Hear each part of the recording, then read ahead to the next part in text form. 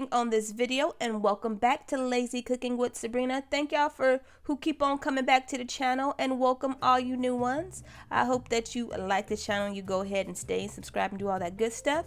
But as you can see in the title, thumbnail, all that good stuff, I'm coming with you with another video, and this is going to be my version of the French dip sandwich, and I'm going to be using my Instapot again in this video. If you do like this video and the recipe, please go ahead and share and subscribe and do all that good stuff, because it does help out the channel. But let's get into this recipe, whatever. As you can see, I put a little bit of olive oil. I have my crock pot set at the sauteed section, just to let you know, and I sliced me up one whole onion, and I'm just kind of breaking them apart and put them in there. And then I'm going to put a scoop of some minced garlic. And then I'm going to put a dash of salt, and I'm gonna say like less than a teaspoon, like just a little bit. Just, you know, you want to season your food, because just let you know, I don't like any bland food. Then I'm also gonna put a little bit of pepper, and then I'm just gonna mix that around and let the onions get nice and caramelized and look all yummy. Once the onions are caramelized, I put my chuck beef roast. I actually seasoned on both sides with some black pepper and some Lori seasoning salt, and I just kind of like want to brown each side of the meat, because that gives your meat more flavor. And so that's what I'm doing right now, and it's still on the sauteed selection of my Instapot.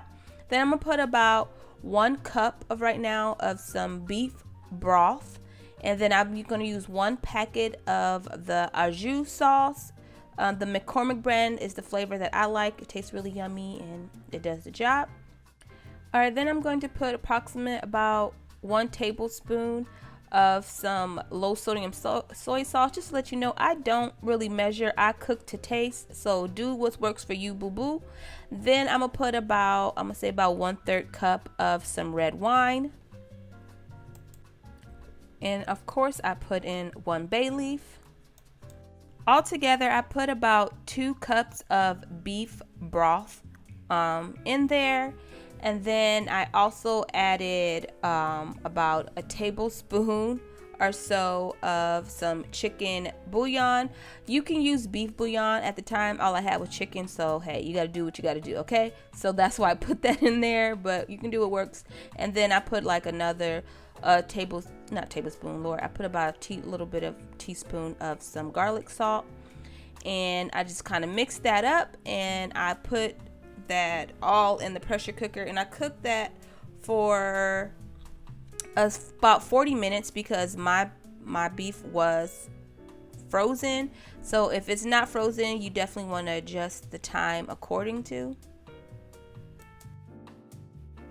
And this is what it looked like when it was done. Oh my gosh, so yummy, so tender. Y'all, look at that. Yo, I could just taste it now. It was so darn good. And then I just got me a little hoagie roll. I put my beef on there, and of course I melted me a little provolone cheese on top. Got my little juice sauce on the side. Y'all, let me tell you, if y'all had smell-o-vision, if y'all could just have a bite right now. Ooh, I could take that right now. Anyway, it was so good.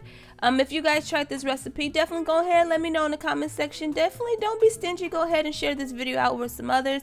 I appreciate all of your love and support that y'all show me on my channel.